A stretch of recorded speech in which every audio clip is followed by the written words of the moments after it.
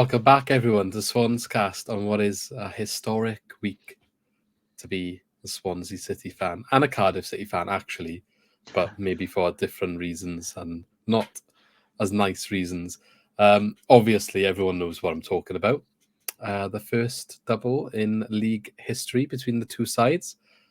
110 years of competitive league matches. No team has ever won both games until now. 2022. Remember the year. Or remember the day if you were there, especially. I'm sure a lot of people had a good time.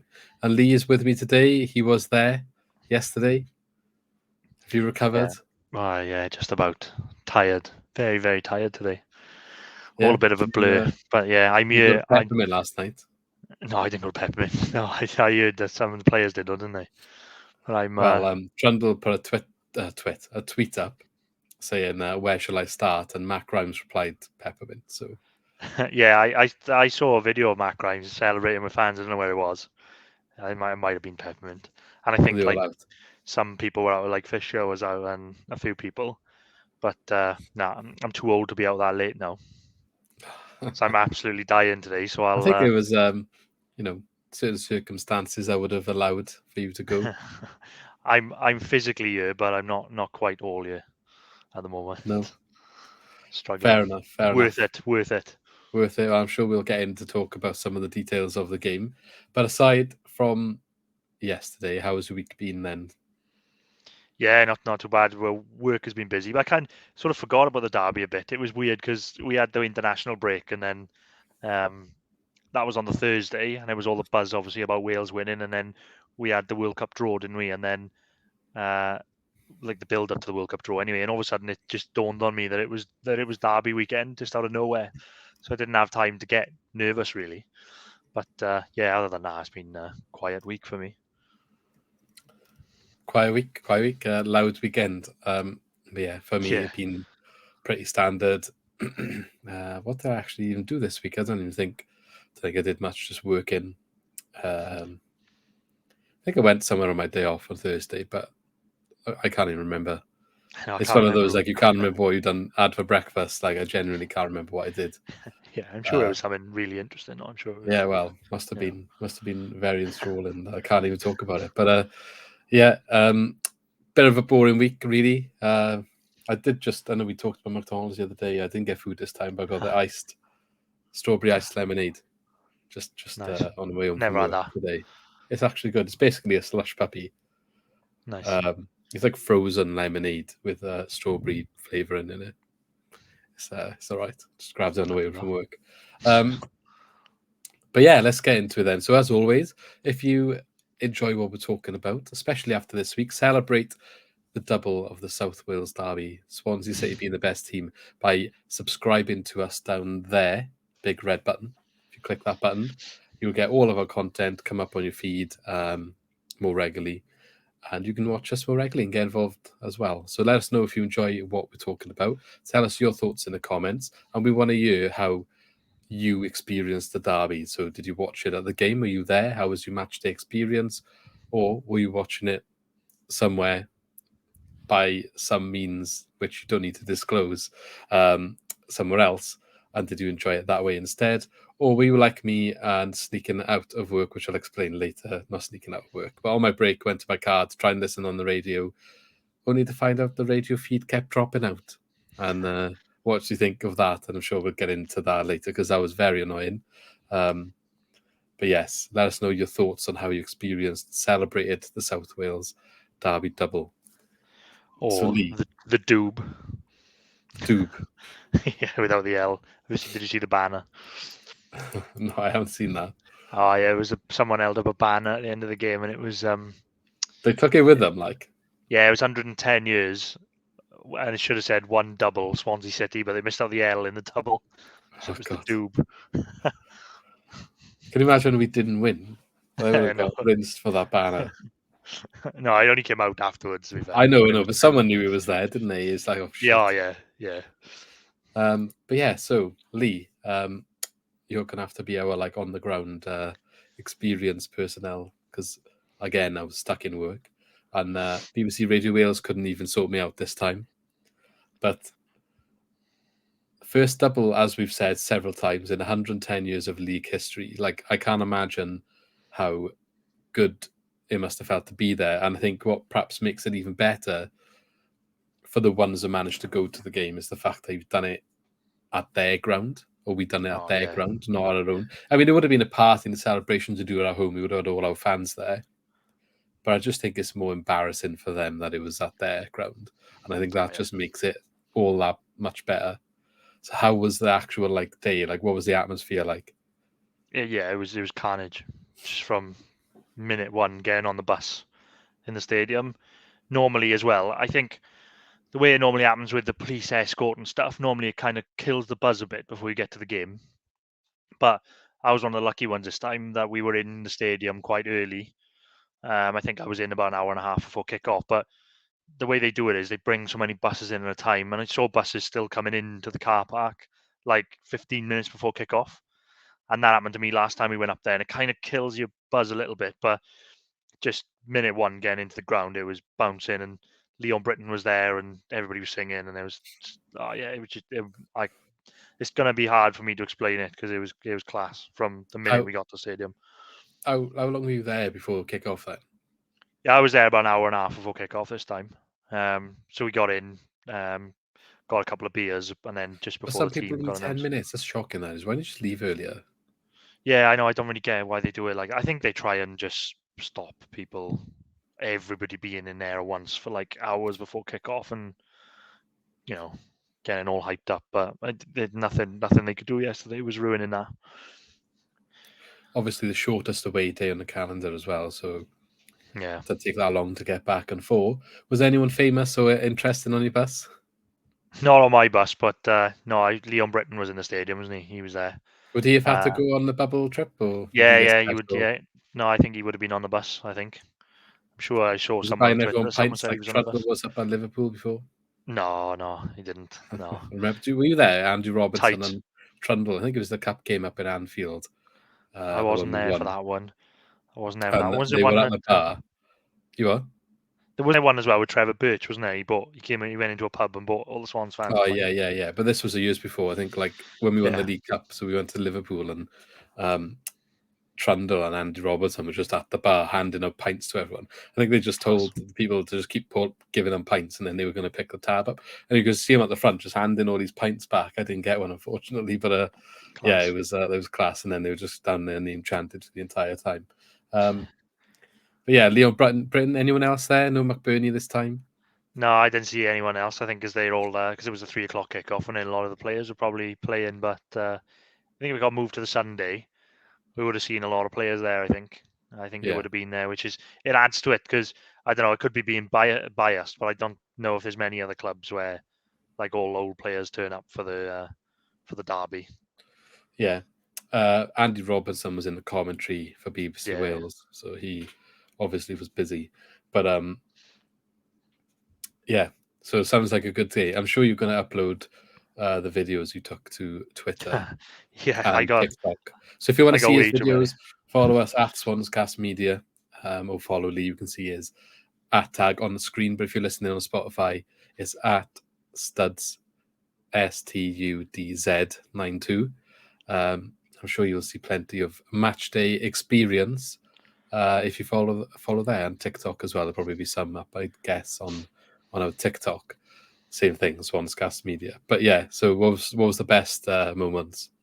Oh God, it's hard to explain. It's probably hard to say, and people might not believe me, but there was definitely a different feeling about that derby. Like you could feel it before the game. Like it might have been our time. It's easy to say now, obviously, but it was just something different about it. I mean, Russell Martin came out before the game as well, like just before the game, just before the players came out. He came over to the Swans fans to sort of clap them and give them a thumbs up and stuff. And you just thought, they're up for this. I just felt that something was going to happen. Yeah, they made a video, didn't they? All the background staff put a video together for the players they watched before the match. Yeah, it was just, I don't know. And then like the atmosphere, obviously the atmosphere is always good. I've been to Cardiff before a couple of times, and the atmosphere is class. But there was definitely a different feeling about that one. To pick out one moment, oh my God, I couldn't. The celebrations at the end Didn't you say you That was ended up challenging. like 3 rows down from where you were sitting? The third goal I did. The third goal I ended up about 3 rows down and about 10 seats over. I don't know, just a bit of an out the body experience really when that third goal went in, because even when we're 2-0 up, Were I you think not in a Cardiff standing bit? Yeah, I was in the standing bit. So how did you end up going? I thought they were big things in front of you now with the stand. No, Say I wasn't standing. quite. I was supposed to be in the standing bit, but everybody just moved everywhere. So I was just like in the middle of like the So how did you standing and the manage to seating. get 3 rows down without I couldn't falling tell you. over? I never hugged and kissed so many strangers in my life. After that, it was the third goal. It was. I think that Definitely might got be the COVID. moment, because but that because when it was 2-0, I think Cardiff were pushing a little bit, and you think like, oh, 2-0 is a bit of a dodgy scoreline, and it was quite early in the game. It was still about 60 minutes on the clock, and you just think like one goal there might just change the momentum. But when that third goal went in, it was carnage. They just let loose. Then I've never had an atmosphere like that ever. Well, that's good. You mentioned the buses earlier. I forgot to say, but Russell Martin said him and the players went down early to watch the fans get in on the buses. I don't know. I guess it was some maybe the left even before you left. If you're saying you were there an hour and a half before, because I'd imagine they would have had to leave a decent time, wouldn't they, to make sure they were there. No, I thought that, because when we got to the stadium before we left, the big like Swansea bus was there. But There we are. I assumed it wasn't the team though. I thought, oh, surely they would have been up there. Yeah, he said he got him to come early to watch the fans getting on to try and take in how important it was Bloody to hell. the city. Fair play to him. But yeah, I've seen a lot of people saying in the media, like social media or just articles, how it's a consistent theme that Swansea seem to just get the South Wales derby more. Other players always seem to be more up for it. I can't remember what the exact score was, but there was a ridiculous aggregate score of since we've come back down, I think it was since we come back down. It might have been the last 7 derbies. Swansea City 13, Cardiff City 1. That was their only win, wasn't it? The 1-0 Yeah. to Aidan Flint's header. Yeah.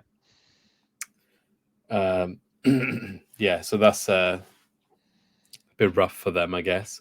And well, this season alone, it was 7-0 on aggregate, so it's a bit of a rough year for them. Like, I think, and we'll talk about it later, perhaps what this actually means for Russell Martin, but he's probably like bought himself a lot of time just out of nowhere. I didn't see any of these Russell Martin haters or Russell Martin out people yesterday, funnily enough. No. I just think he just deserves the credit, didn't he, for this one? And the first goal, especially, was a prime example of how we want to play going forward and when we get it right. And he's been out in the media saying how, every time we have a bit of a gap, like an international break or a couple of weeks off, we come back and play a game and it's a really good game, like the West Brom away, for example. The other Cardiff game, I think, was after an international break. Yeah, it was. And this one, obviously, then when the fixtures pile up and we have the midweek weekend, they seem to lose the message a little bit, is what he was saying, I think, because it's tough, but and the depth isn't there. So we'll see what happens next season if we can get it like firing on all cylinders more consistently, because consistency is obviously the issue. But he's got a point, I think, in that when he gets a chance to work with them, something good happens, and the best thing happened yesterday. So yeah, we've seen the signs all season that it's there. Like, he's given us that there are moments where they are unplayable, and for it to happen yesterday in the derby that was ridiculous, because some of the goals they scored. I mean, Cardiff were chasing shadows yesterday. I haven't seen a performance like that all season. I just think I'm struggling the words to describe it, because to be able to do that in a big game, it should have been cagey. It should have been nervous. It should have been, they should have been panicking a bit on the ball. There should have been a bit of maybe some loose passes, but I'd go as far as to say they were almost perfect on the ball yesterday. I can't think of many times where they sort of gifted, loose passes in midfield or anything like that. The way and there were times where, like at the beginning of the game, they were passing it around the back, and I thought, oh my God, please get rid of it, because it was still quite tense in the stands, and they just kept doing it, and they were, at one point, I think, like, Kyle Norton's in the box, like next to Fisher, and they're just like passing it to each other, and Cardiff are pressing with about 4 players, and then they just sort of have a little couple of 1-2s between them, and then they hook it wide to Cabango, and then all of a sudden they're up the pitch. And Cardiff were pressing, and they were just chasing shadows. It hasn't worked like that all season. But that's what he wants, isn't it? That's why he keeps saying, doesn't matter what happens, doesn't matter what mistakes you make, doesn't matter what the other team does. This is where we're going to play, and this is what happens when it works, when everyone is getting it right. So it shows how, I guess you get a glimpse of the long-term project and the end goal. Don't get me wrong. There's going to be games the rest of the season where it doesn't end up like this. And I think we need to remember that. But if you're one of them people that has been struggling to sort of bear with it, to have the bit of patience, maybe look at this as the example. When we're having a bad day, just take it in and be like, okay, I will give him a bit more time, because, only time will tell if he does manage to be consistent. But I think he deserves. He's done enough to deserve a little bit more time, I think, and to have people trust what he's doing. He was definitely getting like next season anyway. Like the Martin out things was ridiculous because, like I said, we've had some games this season where we've been awesome. There've been obviously games we've been poor, but there've been games we've been awesome. And then, yes, I think yesterday was the best performance we've seen all season. Maybe biased because it was the derby, but take the derby aspect out of it for a minute. Cardiff were coming into it on a bit of form, apparently. They've been doing all right under Steve Morrison. To go away anywhere in the Championship and win 4-0 with a performance like that is a hell of a performance. Never mind the fact that it was a derby and Cardiff were at home. To be able to play like that in those conditions, I'm still speechless with it, because the way they played yesterday was just proper, like old school, what we used to play. The way they passed it around yesterday. Yeah. And I think that's the main thing. We got rinsed for losing to Fulham, didn't we, when we lost 5-1? Yeah. And that's a swing of 4 goals away from home. We had a red card. So, we got rinsed for that. So to go to your main rivals and have the same swing of scoreline with 11 men, it's that's a massive result. I didn't mention earlier either, but it's also the biggest Swansea City league win against Cardiff ever. Oh, God. And it could have been more as well. I think it could have been more. Yeah, they did say that on the radio. It definitely could have been more. When we were 3-0 up, they kind of the game was over, and it was quieting down, and then they scored the 4th as well. And I think if they put their foot on the gas, it could be even more. We attacked with an intensity that I've never seen before. And I think Russell Martin mentioned about how aggressive we were. Maybe because it was the derby, how aggressive we were going forward when we did get in the areas. Because we've been moaning about shots on target and not creating enough chances. Well, they created enough chances yesterday to win 5 games. Well, Obafemi could have scored with basically like his first touch of the game, from what I saw. Yeah, literally from kickoff. Yeah, it was a ball over the top by Perot. It was a hell of a ball as well, but he just misjudged the landing. Obafemi didn't get a touch. I think he hoped he was offside, but looked towards the linesman and the flag wasn't up. But it could have been an instant 1-0. I mean, it only took him another 5 minutes to actually get his tap in. But that first goal was, I think it was a really good goal. Unlike Joe Ledley, who thought that Swans weren't even very good even. I'm not having that. I've seen so many comments like, "Oh, it was all us. It was all, we were poor and Swansea weren't even that good." Well, yeah, Joe. I just thought it was funny because Joe Ledley's tweet, he's not taking it well, is he? Even quite. This is the sentence, right? I don't even think Swansea was even good. Fair enough. It means nothing. It's nothing off our back, is it? Because you can look at it both ways. We won 4-0 if we weren't that good. Well, this is why I said, I quote tweeted it just because I thought it was hilarious. And I was like, if Swansea even was not even good, what even does that make Cardiff even? Yeah, exactly. I mean, it's great. Obviously, it's great on this side, isn't it? But you got to take it, haven't you? Yeah, well, there's just no point. You just got to own it at this point. Yeah, you've got to own it. There's no doubt. Their manager has kind of tried to, but too far the other way, I think. And yeah, Ledley's coming out crying. But somebody retweeted to his well, he did another tweet. Yeah, no, that same tweet. Sorry, they just tweeted him the picture of Obafemi. I've got it here actually. I'll pull it up now. I think we'd love to see it. So, got a couple of pictures I thought I'd pull up. But yeah, the infamous picture now I think is going to live long in the memory of everyone.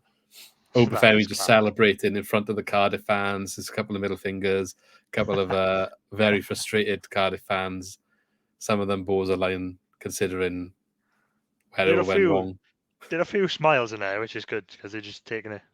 Yeah. So I will say that. But that the guy in the where Obafemi is, just above him to the left in the blue jacket, he's just there with you could tell he's destroying him inside. Yeah, that picture is going to be yeah. So that's just going to live forever. That they've done it with a spotlight and shadow going around it, and they just kind of replied to Ledley's tweet with this picture, and Ledley replied because he's biting and everything, saying, "Yeah, scored, but still shocking player." Yes, yeah. So I quote tweeted that one as well. And I just simply quote tweeted that with scored twice asterisks. But that going back to the goal, though, that first goal was just everything that we want to see, wasn't it? It was just absolutely ripped them apart. Just like 5 so many minutes into the game. Football. That set the tone. Then score a goal like that early on. That's just set the tone of the game. What a goal that was. Have we got links with Bet Victor or something, Swans? I don't know. They've been tweeting a lot, haven't they? I don't know. Yeah, well, they've been tweeting they tweeted the squad and labelled them history makers, which I find, do you know what? Jay Felton's had a bit of a rough season. I'm so happy he got like 20 minutes yesterday just to be part of that. Yeah, and he was involved in the last goal as well. Yeah, and the other one is Cameron Congreve coming off the bench. Obviously, a local lad. He's only just made his debut a couple of weeks ago. He must have been loving, even though he's on the pitch for 5 minutes. Yeah, he must have just been. That's a dream, isn't it? It's a dream. Yeah.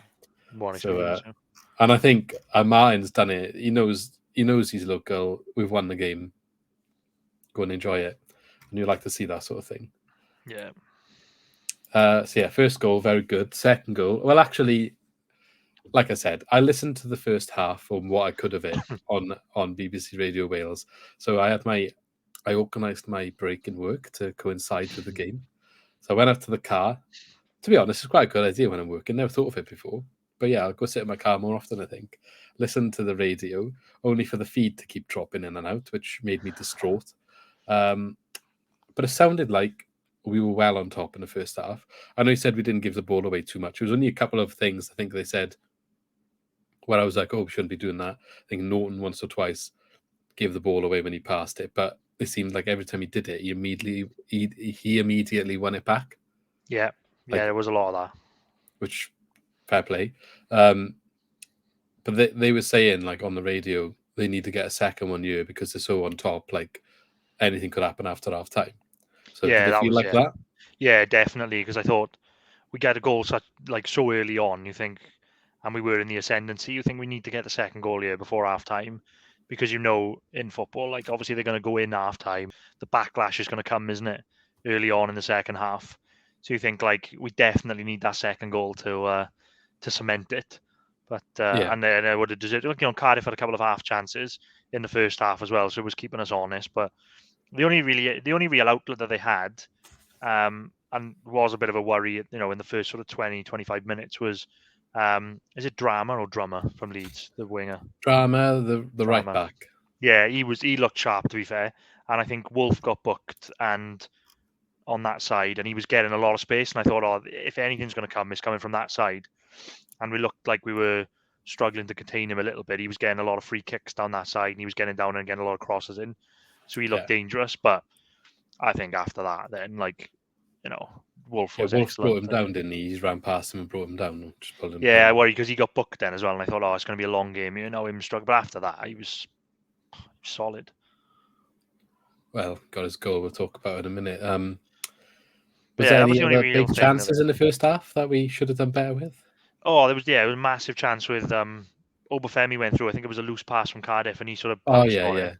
Was it and he Flint's got back header or something and didn't make it? yeah, it was something like that. And Obafemi was clean through then, and I can't remember who got back and made the tackle. I mean, it was a great tackle in the NG, I end. think it was. Yeah, it was a great tackle in all fairness in the end. But I thought like he went down quite early. I thought if he just sort of if Obafemi cuts back in there, it's 2-0 because he'd already committed. He was down on the deck. If he just sort of cuts inside there, it's 2-0. So that was another big chance. And I think it was Perot had one when it came back to him. Someone laid it back to him deep in the same position that Obafemi was in for the fourth goal and scored.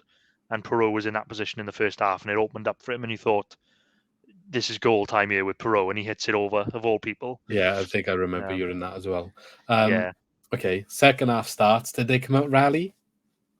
yeah, they did a little bit. They did have a bit of a spell at the beginning of the second half. They did sort of start come as you would expect. Like I said, they go in half time 1-0 down. They're going to get fired up, and they're at home, and they're going to come hard second half. But it wasn't anything. It wasn't anything too worrying. A lot of crosses into the box again, which I thought we dealt with that so well, which we haven't normally. I can't really recall.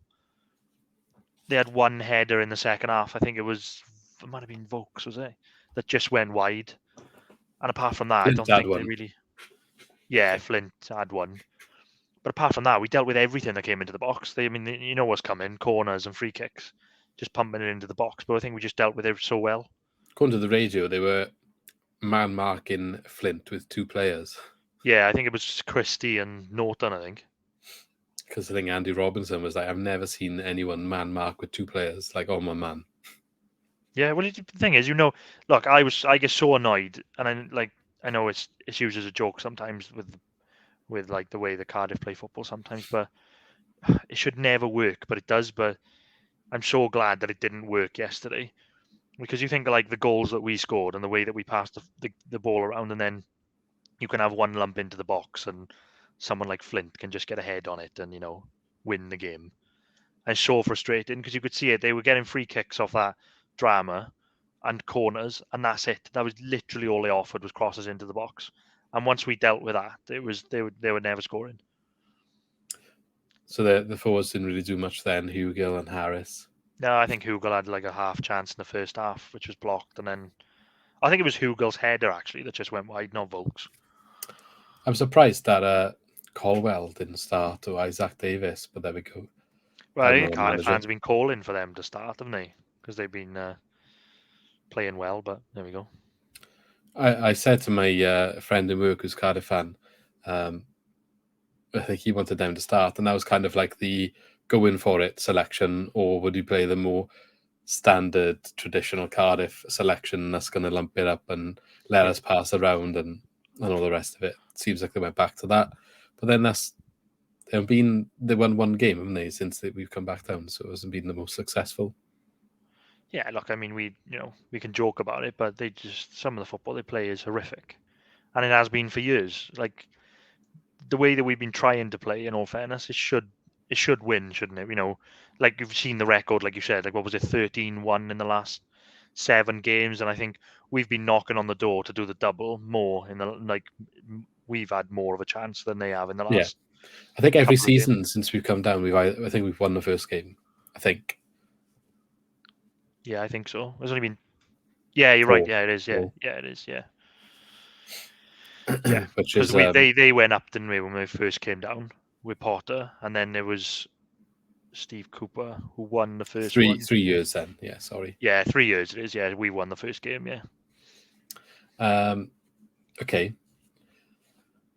Cabango scored his first goal of the season. I thought this was quite funny. I'm pretty sure it could be the second, and correct me if I'm wrong, but I'm pretty sure that it was our first league goal from a corner.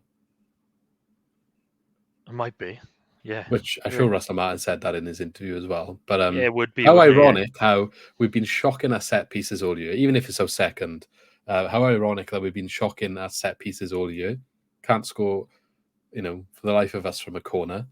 Been an area where a lot of our fans have been annoyed at, and rightly so.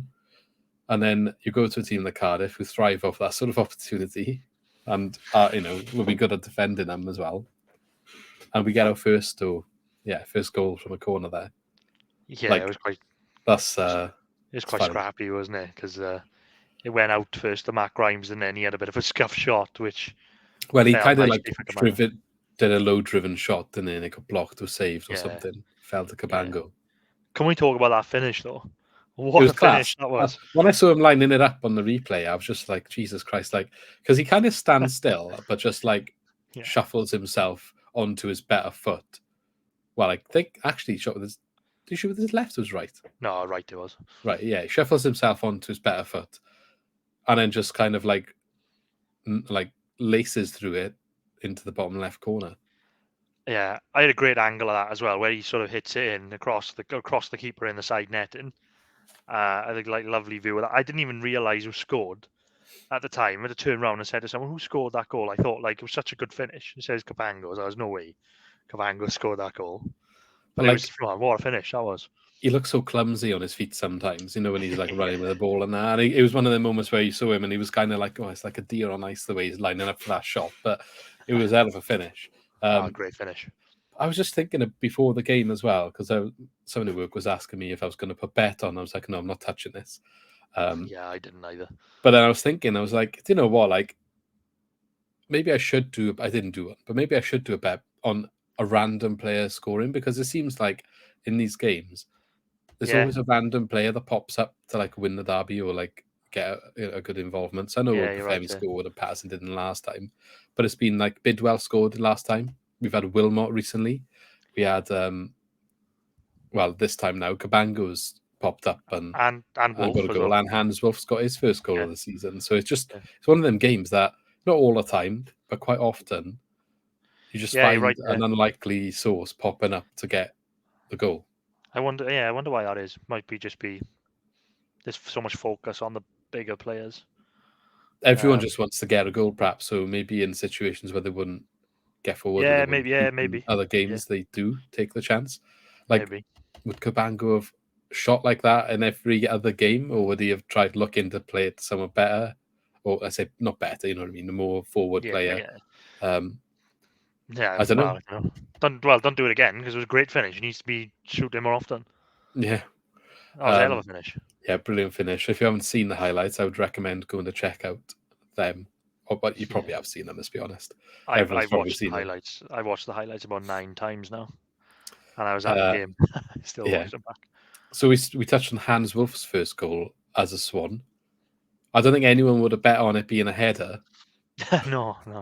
It reminds me, it gives me like Nathan Dyer in the Premier League vibes, where he really shouldn't have scored a header in that game. It's true, yeah. Because Hans Wolff's probably one of the smallest. He's not the tallest, but he's also not bulky. Yeah. To like muscle his way into win a header against like the Aidan Flints in Cardiff's defence, and he manages to score a header. It was a good finish as well. Touching the badge on his celebration. Which I gotta say, Wolff, how good I was worried about him, like I said, in the first 20 minutes, and he got booked. I thought, he's struggling on that wing against Drama. And after that, I thought he was brilliant. He was controlling the game on that side then. He was playing some lovely balls. He was getting to good positions. He pinned the wing back. Easy for me to say. Pinned the wing back. All game then. And then obviously he scored the third goal. He had a nice hand in the fourth goal as well. He just looked. Didn't he get the assist for Obafemi's last goal? I think. Yeah, and he was excellent after that. He had a couple of chances actually where he got in good positions, and then he just had to like sort of beat his man and get a shot off, but he messed up a couple of shots. But yeah, he looked really dangerous. I thought he was class. That's good.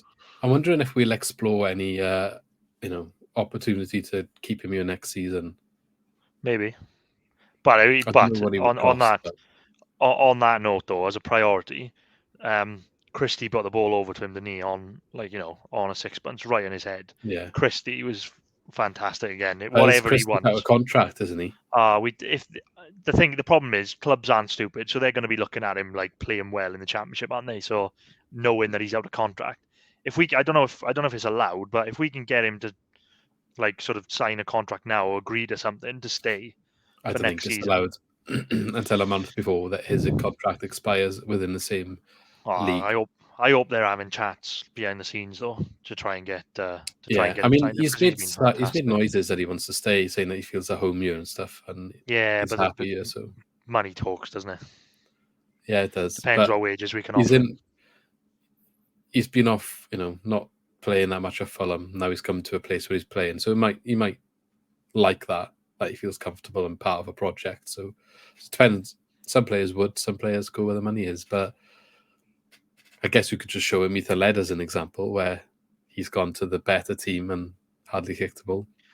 Genuinely, right? I know, like, it's hard to say because if you think about the first derby, how good Led was in that game, and he created everything. But I think Christie's come in, and I just think it just wasn't a problem at all. I I mean, don't he's think been. we miss him. I don't think we miss Led at all. We don't miss him at all. Christie's brilliant, so much Led better has than I was been. expecting. Led was raw talent, but maybe some of them penalty shouts and that. Maybe there was some naivety sometimes where he didn't have to go down and he could have done better if he stayed up. Yeah. Whereas, yeah. So look, he's still young. He's not. He's still learning, isn't he? That's why he's out on loan. Yeah. Whereas you get the experience with Christie, so it's kind of. I haven't really missed him. Really. Oh, he's been. I gotta be honest. He's been fantastic. Christie has, and yes, I was so impressed with him again yesterday. I'd love to see him back here next season. I'd make that a priority to try and get him to sign next year on a free. I think it'd just be such a good pickup. I do believe they have come out and said they are working on trying to make it happen. So we'll have to wait and see on that one. Yeah, that ball he delivered for that Wolff goal, though. Yeah, class. Fullback to fullback. Yeah, if we did entertain the idea of keeping Wolff, though, I'd like to, not want to sign him permanent as a left back, but actually play him in an attacking role where he's meant to be. So hopefully that means we're fixing the left back position in it. I know Better's around now, but obviously we need a second, whether that's Manning or someone else. Yeah.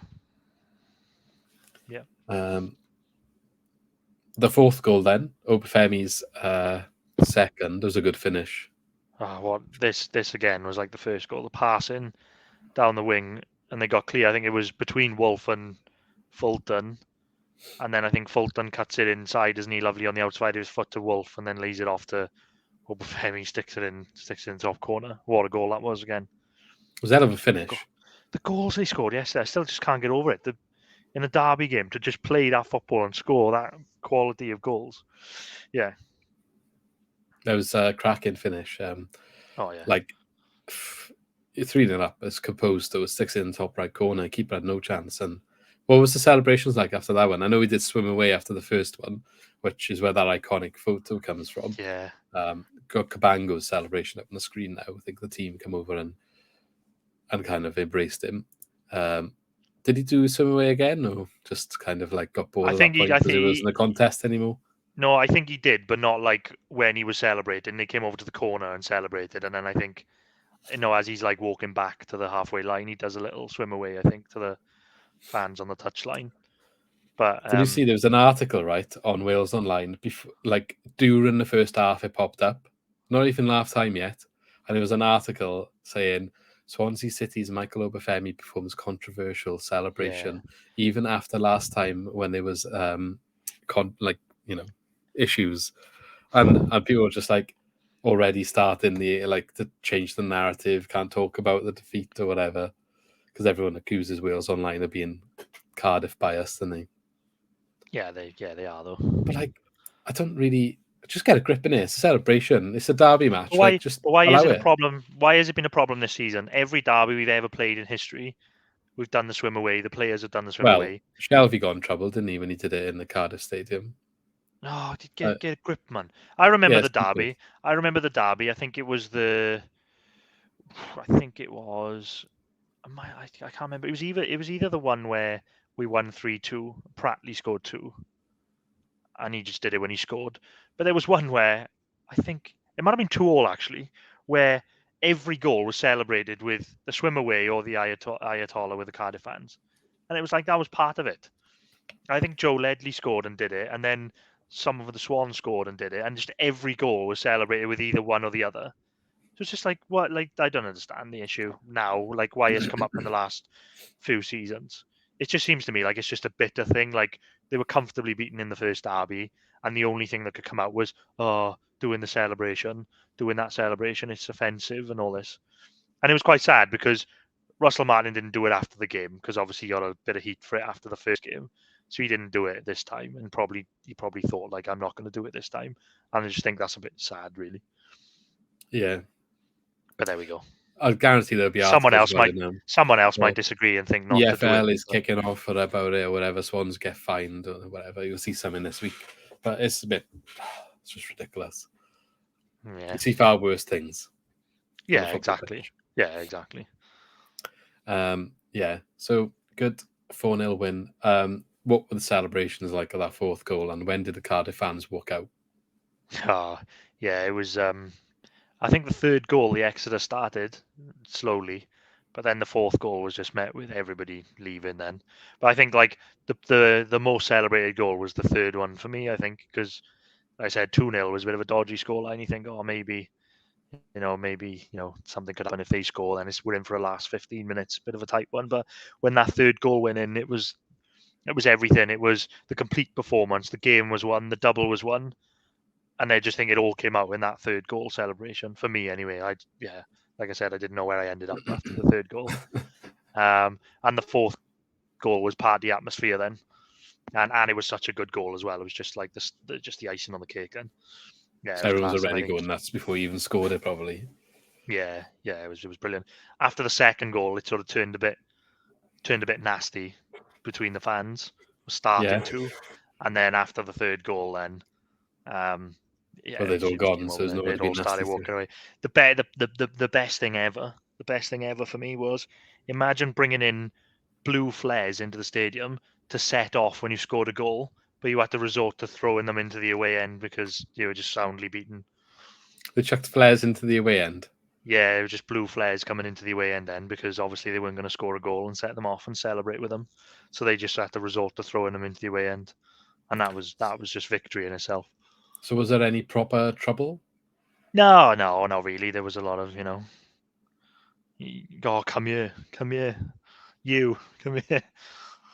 Not by me, but like that's how far it got. I think after the second goal, it started to get a bit heated, and but no, there was no trouble. I don't want anyone to get hurt or anything, but I just kind of wish there was something that made them think, "Oh, we got to put it on Sunday half 12. Got to change the kickoff time." To be fair, I know I do agree with you, but I don't think the time of the kickoff was an issue really. With the Just because I wanted it on telly, like, to be able to watch it. But yeah, Or get it off work, because I would have been able to probably get it off tomorrow. That was quite funny in a way. That was quite funny in a way that the flares were thrown into the away end because they were there planned for a goal celebration. Yeah, that is quite funny. So would you say it's your best ever away day? Yeah, I'd say so. I'd say so. Well, to win, then I've never won away from home 4-0 and gone and won for maybe League last Cup time in the final? championship. I think we won 4-0 away at Millwall. I think, but no, I think any away day we win 4-0 away is the best one. To do the double against Cardiff away day, yeah, easily the best away day for me. My best one before that was probably when we beat Arsenal away when Michu scored 2, but this tops that. The atmosphere and what it actually meant and the celebrations after. Yeah, that won't be beaten, I don't think. I saw people calling out empty seats at the stadium. They want to sell out then. No, it definitely wasn't a sellout, and I was a bit annoyed. Maybe it goes, maybe there's a reason why they only gave us, I think it was 2,500 they gave us in the end. But I actually thought, like, oh, it makes sense. In the stadium, it looked like, okay, we had quite a lot of fans there. But when you look back, when I watched the highlights back and you could see the Swans fans in the corner, you just think they could have put another 500 fans there in those gaps. And spaced the Cardiff fans out a bit further because there was empty seats around the stadium. And it wasn't a sellout. I think we deserve to have more fans there, to be honest. Even if it was 500 more. And maybe that would have been the max. But I think they could have put more fans in there easy. What is it, 30,000 stadium, is it? Well, they like to tell us how much bigger it is, don't they? So shame they can't fill it. It just means can't fill it against your biggest rivals. Like, it means absolutely nothing now. Like, just none of that. The amount of stick they tried to give us about attendances, and they can't even sell out in the derby. Yeah, attendances, and the one for me that always gets me when they're like, "Oh, look how many fans we took to this away day this season," and then but the Swans only took like 100 less, like on Tuesday night 3 years ago. So we must have, but it's just, yeah, it's crap. It is. And that's why I was just so glad that we won that double, because it's just like football has won. I think just the way they play football, and I just think it was. Well, it's supposed to be changing under current manager, but yeah. Maybe that was their downfall, because if they probably shut up shop, they might have snuck a 1-0 win. Yeah, well, glad they didn't. Looking at the management interviews afterwards, Russell Martin coming out saying the most emotional day for him as a manager ever, most emotional victory, like embracing it. Really, I mean, he's gone down in history like forever now. People can think back on his time, everything else about it. Say he got sacked by the end of the season, unflattering finish in the league, but only manager ever to do the double on a 7-0 in the season as well. Like, he's gone down in history. That's the bottom line. He's always going to be there now in that book as the first unremembered. So important person in Swans history he will be. He came out and also said, like, it felt even better because he's been asking for patience from the fans, from everyone, about the style of play, and he hopes this is an indication of where things are going when he has a little bit of time to work with them, as I was touching on earlier.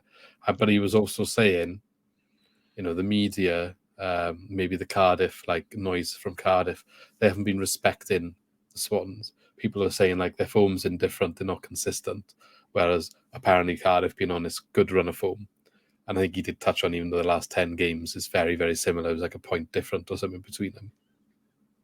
So kind of gone under the radar. People think it's an easy Cardiff win. And obviously they must have been looking at all that stuff and using that as motivation, because for him to come out and talk about that afterwards and to say like, yeah, making a point a little bit, we are still working hard and we can still do a good job. It was nice to hear, and what a game to do it in. So he said a lot of things. He praised a lot of players. It was a bit on Obafemi and how far he's come in the season and how much he's had to work and change his attitude. And he said come out of his shell a little bit. So I think like he was making out like at the start of the season, Obafemi was a little bit more guarded. But now he's more open with the squad, and I guess when you enjoy him being there, the best comes out of you. So I think all the players, they definitely showing a lot of togetherness in that dressing room, which is a good thing. You could see it after the game when all the players and the staff were celebrating together, and you might be right there. I think like I was gonna bring up a point actually about Russell Martin and what he's actually done with Obafemi.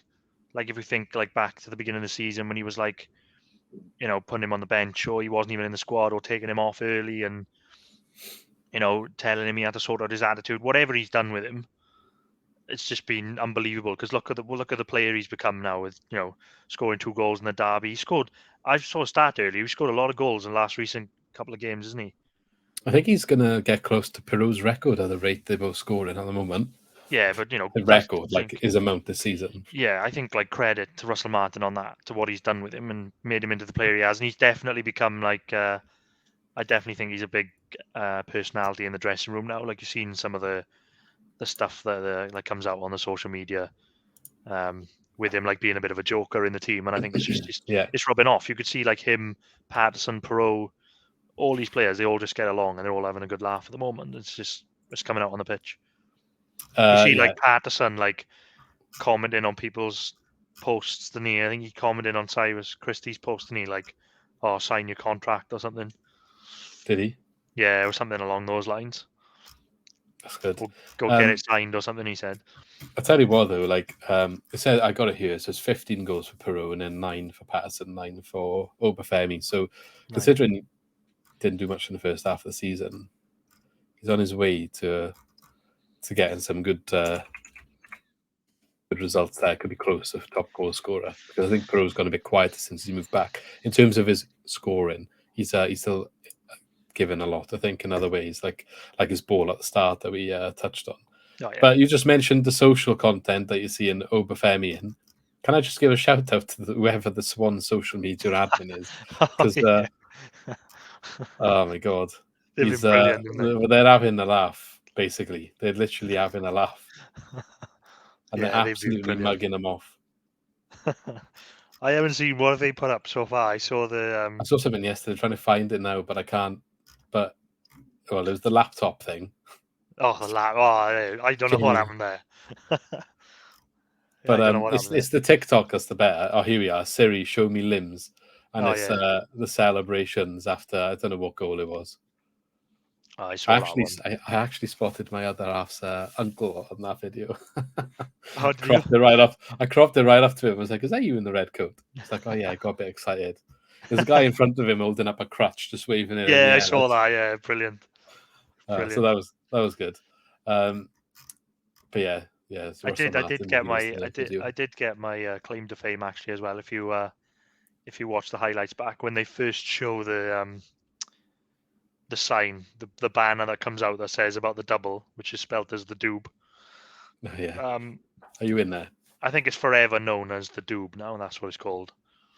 But yeah, I'm just like the people behind me are holding up the sign, and I'm just stood in front of it. But yeah, that's how I look. But I can't wait for the TikTok content after this. It's going to be brilliant, I'm sure. Yeah. Definitely the GOAT admin on TikTok. I think I tweeted that actually. Something about them being the GOAT admin. But what I did notice is, what I thought quite funny, if you look at Cardiff social media, it was after the second goal I saw this. They couldn't even use the name. They couldn't even use Swansea in their tweet.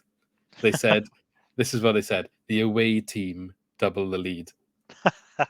I love it. They couldn't even put Swansea. Like, that's how much it hurt. They couldn't name their rival because they were losing and having the double done to them. That's great. I know. I really enjoyed that. Sticking with Cardiff for a second, and something else, if you do fancy a little bit of evening comedy, go to their website, their website, and look at the press conference from Steve Morrison, the manager, because I think a lot of the Cardiff fans are not very happy with some of the way he's been talking, specifically in this one. I think it doesn't sound so bad in some of the other ones. I think in his head, or like what he's trying to say the right things, but he said a few of the wrong things. One of which I've got here. I think they were talking to him how disappointing the game was, and to lose to the biggest rivals, to lose first double, to lose 4-0, the biggest loss against Swansea, all these things. And then he basically said, my remit when I joined the club was to keep this club in the championship, not to win certain games. Ouch. Which, fair enough, but I don't think you should say that after you just got thumped 4-0 by your biggest rival. Oh God, yeah, he's trying to back his position there, isn't he, and say look, Yeah, he's trying to say it's a blip on the road to us. Overall, we've done quite well. This is a blip, and we're still on course for ending the season quite well. That's what he's trying to say. But he wasn't in charge for the first one either, so it's... No, but this is the sort of game that even if you're looking at the big picture of your time in charge, you take this one out of any sort of form you're looking at. Like, you don't think, oh, we've won the last 3. We're trying to avoid relegation, so we can afford a slip up, and Swansea's next, and it's fine. Like, you don't take that into consideration when you're looking at your targets. I think it's a must win no matter where you are, whether you're going for the league title, whether you're going for the playoffs, whether you're staying in the league. Well, that's what I think. And yeah, your fans are not going to accept that. I mean, how much the derby means to Swans fans as well. If Russell Martin was coming out if we got thumped after the game and he's coming out and saying oh look, it doesn't matter, we're doing all right this season, then it's not going to wash, is it? And it's funny because Steve Morrison was talking before the game, when he's saying how they didn't have any pressure, and because they just saw it as another game basically, and it's a big one, it's a derby, but we're prepared as we prepare for anyone and all the rest of it. And how he'd been around Gareth Bale loads in the Wales camp in the last week, and the only thing Gareth Bale would say to him was, "Make sure you beat Swansea." Oh yeah, that was their trophy, wasn't it? Maybe that means Bale should come to us now instead of Cardiff if he's going somewhere in the summer. So come to the actual winners. The thing is, they've got a lot to turn around, haven't they? Look, they could even turn it around and do the double against us next season, but it doesn't matter. Doesn't matter anymore. We've done the first after one. 110 years. The first one is the only one that matters. Yeah, exactly. They'll always ask who They done the can first have the one. next three, like, you know, Yeah, we're still down in history as the first. exactly. I They don't want always them to remember have the next three. I'll just put that on record. No, But no. Always remember the first. the other thing Steve Morrison said, which I thought was funny, I think after this, actually, the reporter was asking about, yeah, but it's 4-0. Like, that's a big loss. It's hard to take. And he was like, he basically was saying, no, it's a loss. So the reporter pushed further and was like, yeah, but like to your fans against their biggest rivals, 4-0, like that's embarrassing. Like it's going to mean a lot to them. Yeah. And his reply was, um, no, we've lost the game. We've still lost the game, regardless of whether we lost it 4-0 or 1-0. We've still lost the game and not been good enough. Which again, maybe on a normal game, you think, okay, fair enough. But when you've got your rivals mugging you off now for the next couple of months because you just got thumped 4-0 on your own turf as well, I just don't think you should be saying that sort of stuff in the interview. You need to be coming out like the biggest amount of damage control that you can do, and kind of I mean, stir the pot even more. I saw a tweet. I think it was a Cardiff fan. I tweeted and it said like they don't understand the stick that the fans have got to put up with now for the next couple of months. It is massive, isn't it? You can't downplay it because it means everything to the fans. Even the Cardiff fans, it means everything. So if your manager's coming out and downplaying it, you'd be fuming as well, wouldn't you? Yeah, just another reason why I guess we're lucky to have Russell Martin in charge, but and not some of the guys that get employed up the road. You just can't argue with our manager appointments as much as we moan about everything. I always say you can never argue with the managers that we've appointed. Yeah. So far. Yeah. We won. Well, we had Bob Bradley. Yeah. So we have had, we've had some that didn't work. Last point I've got on my little list of notes. I don't know if there's anything you want to add afterwards, but the coverage of the game. Now we've touched on it already, but it this just was my makes me only point sad. as well. It makes me sad that just the historic stuff around this game, and in hindsight, when it's happened now, it's easy to say it, but there was always a big chance of it happening, regardless of whether it doesn't even happen for the next 5 years. When someone wins the first game, because of the history of no one's ever done it and the length of time, you just think it's always got to be on TV. It's always got to be moved, and it always has been up until now. Yeah. In recent memory. And then the one time that it's not on the television, it happens, and it's such a celebration. And it wasn't just the double; it was a massive win. It was a great performance. It would have been great on TV. It's just so sad that we couldn't watch it, unless you were there or had ways and means of doing it. Legitimately, the fans just couldn't watch it. The fans couldn't watch a massive moment of their club's history. And that's just Sky. And then I was trying to listen to it on the radio, and the one game you just want to run smoothly as anything, and it was technical difficulties with the feed dropping out.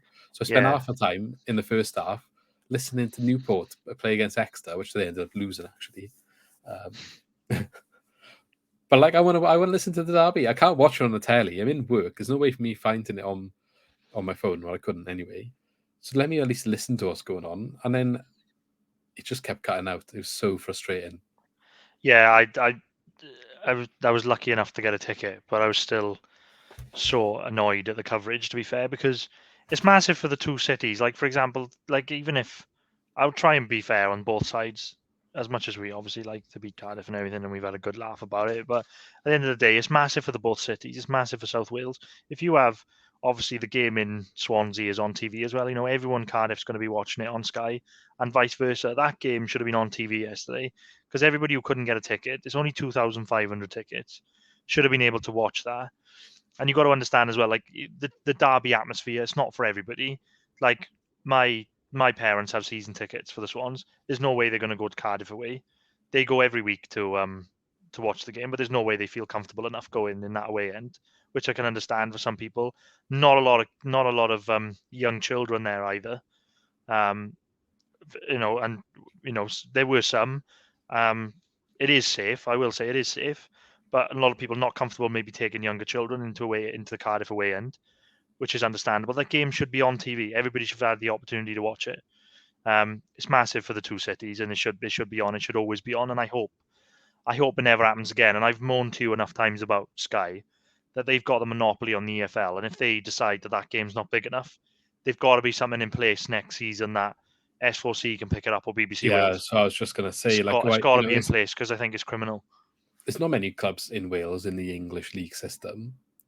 It's the only derby really, the biggest one anyway, at this level for us, for these clubs. Like, I know you get Newport, you got Wrexham in the system, but there's nothing on that level. And I don't know, it's just like, if Sky don't want to show it, let a local provider show it. Just They do it.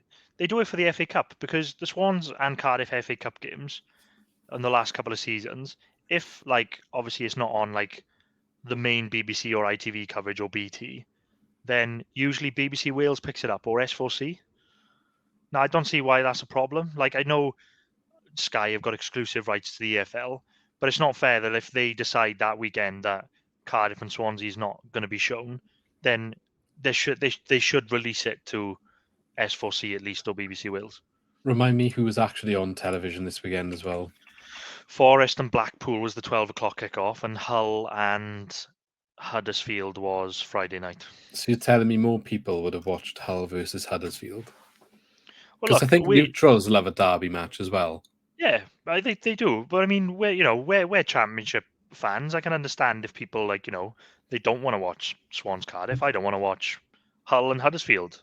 I may put it on, but I'm not going to rush home or not doing anything to watch that. And it may be the same with the derby, but I think you're right. If it's a derby, then you're more likely to watch it. And I know the Old Firm derby was today A lot of on the people, yeah. Sunday, which is why they couldn't move it. But how many people watch, Celtic against, I don't know, Livingston, but they will then watch the Celtic Rangers derby? Why couldn't they move it to Sunday, like 4 o'clock? I know the Old Firm is obviously a massive derby, but I'm just making an example. And I Yeah, had a but that look was as on at well. 12 o'clock, wasn't it? The Old Firm, so they could have Yeah, had it in one of the slots afterwards. It's yeah. not the EFL, is it? It didn't take the EFL slot. This should never happen again. I don't think. I think it's really harsh that they've got the exclusive rights, and then nobody could have watched it yesterday. Yeah. If you didn't have a ticket. So that really annoyed me. And then I don't know what it was. I don't know what the agenda was with Sky because I was desperate to see the highlights last night when I got home, and I put on Sky Sports News for they do like a championship roundup, and it was the last game. They even showed Stokes 1-0 win against Sheffield United, and it was an own goal, 1-0, and they showed that before they showed the derby. If it was a 0-0, and even though it was a derby match, if it was a 0-0, you'd get it. But it's a 4-0 game. Like, it's a 4-0 doesn't matter game. who's playing. It's a 4-0 game. 4-0 game. The history of the double. And it was literally the last game on the Sky Sports News roundup that I watched last night. My uncle texted me earlier in the day, like perhaps an hour before kickoff or something, just being like, "You would never," or maybe it was my uncle. Was it you actually, or John? Perhaps it was John. It was someone. Someone messaged me being like, "You'd never realise it was Derby Day in South Wales watching Sky's football coverage today because they have not even mentioned it. There was nothing, but even that as well. I went on BBC Sport because I like to see the headlines, and it wasn't on the main sport headlines. I was like, okay, fair enough, maybe not. Then I went into football, and it wasn't the main headlines. Even it's Fulham beating QPR was one of the headlines, and I think the Forest win maybe was in the headlines. Fulham QPR, bit of a derby though. That might be. Well, yeah, but even so, like win in 110-year history, first double. If you, like you said, when you went on Twitter, like people like Bet Victor and stuff like that were putting up tweets like, "Oh, 110-year history, first double is done," and it was literally nowhere to be seen on all the main media outlets. Yeah, shame. It's always been a little bit like that with, again, in a collective union now, Cardiff and Swansea as two Welsh teams. Don't want to moan too much or like going a bit off topic here, but we've had issues with perhaps refereeing in the past. I think Cardiff get them as well with just the general standard. I know it is across the league, but sometimes it feels like sometimes with the Welsh when they come down here, it's like just can't get anything off the ref.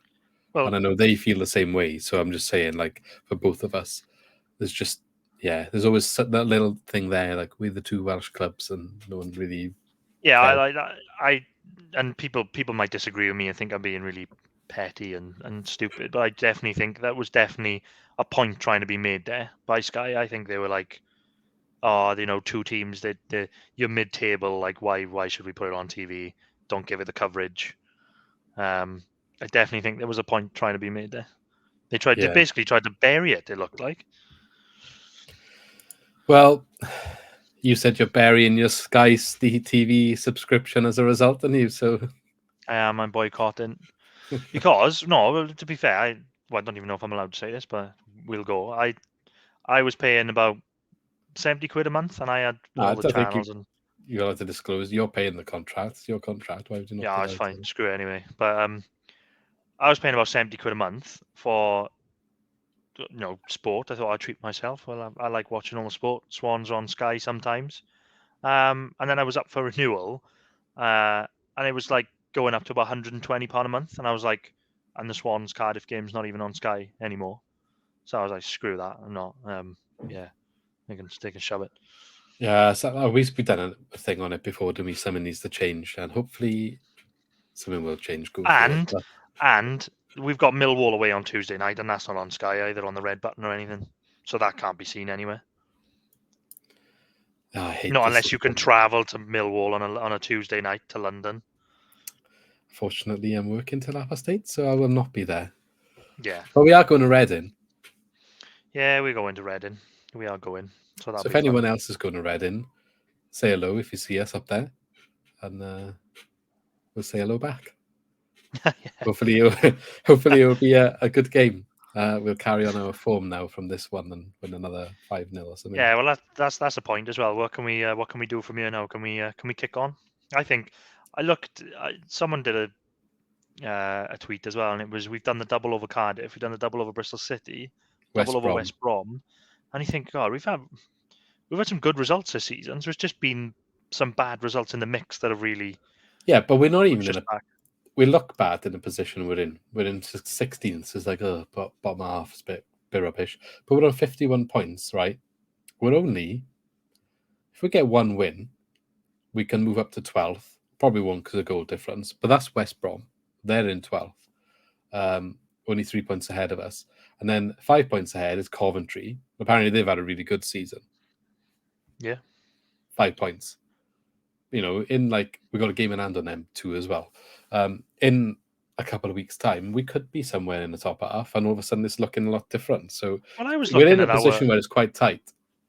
Yeah, I think that's what it is. I think that mid-table is so tight that like nobody really moves today when you get a couple of wins. Like normally in the championship, you got a couple of wins, then and you're like, you're flying up the table. But I think it's so tight in there that teams are just moving up and down all the time, one or two spaces, that it just seems like we haven't moved anywhere for ages. But am I right in saying we're only like 10 points off the playoffs? 11. 11 points off the playoffs. I mean, that's not bad, really, considering, is it? And it's always, I'm not saying it's going to be us, but there's always a team that does a surge.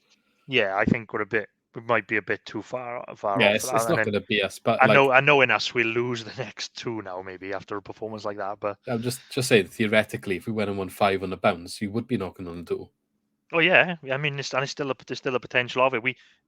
I think it might have been the last podcast where I was saying like, I really want to see improvement now. He's saying about next season. I really want to see the improvement now. And we said that maybe the Cardiff game could give them that springboard.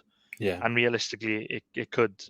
So who knows? I mean, I looked at our fixtures as well, and we've got like Millwall away, then we've got Derby at home, and then I think we got Barnsley at home, and then Reading away. So we play like the 3 of the bottom 4 in the next 4 games.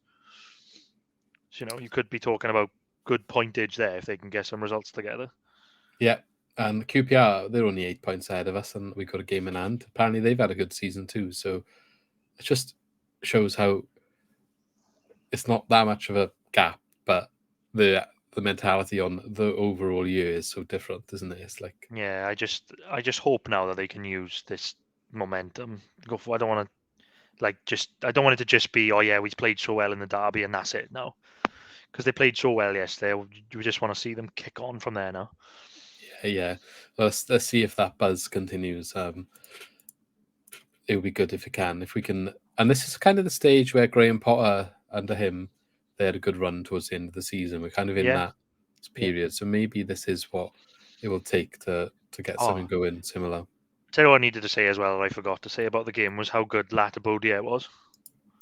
Oh yeah, I forgot to touch on the fact he started. I when the team news came out, I was worried. I'll be honest. Yeah, I was a bit worried. I thought in a centre half position, I was a bit worried. But no, that he really showed us up, because that was a solid performance. I thought he was brilliant. Maybe a It worked signal to well. the end of Bennett as well. Well, it kind of worked well, because what they were doing was, they know that like Cardiff are going to pump it up and try and flick headers on, so they kind of had like either Norton or like Latabodier going to challenge the header, and one of them sweeping in behind, because they're both quite quick for centre halves, and you've got like Norton and Latabodier. So I think they just worked really well, that they were both there mopping up. And he was brilliant. Latabodier was yesterday. Yeah, Bennett maybe end of Bennett. That's curtains now. Yeah, Finley Burns didn't start either. Just kind of there. Yeah. Still, well, see what happens with him by the end of the season. We got the option to extend of me, so see if he gets his foot in the door a bit more. Didn't work out straight away for Geehee, so still time. Yeah. But yeah, let's end it there. It's been a good conversation. So let's get Russell Martin off the screen to say goodbye. But yeah, thanks Ali for joining me. Thanks everyone who's listening. As always, don't forget to let us know your thoughts of everything we've spoken about. What was your experience of the derby? How did you celebrate it? What do you think of the match? How do you rate the performance? Like, does that make you want to give Russell Martin more time? Are you still a bit skeptical on him? Let us know everything in the comments below. Don't forget to hit the big red subscribe button. I can't get my words out today. And hit the like button as well, because it helps us grow as a channel. We're trying to get to 500 subscribers. We did get a few off the last video, but I still know that about half the people who are watching are not subscribed. So hit that subscribe button. Help us make history, get into 500 subscribers, just like the Swans made history getting the first double in the South Wales derby. And on that note, we shall see you in the next one. So enjoy the week, enjoy the celebrations. Hopefully it continues away at Millwall. See you soon. Have a good one.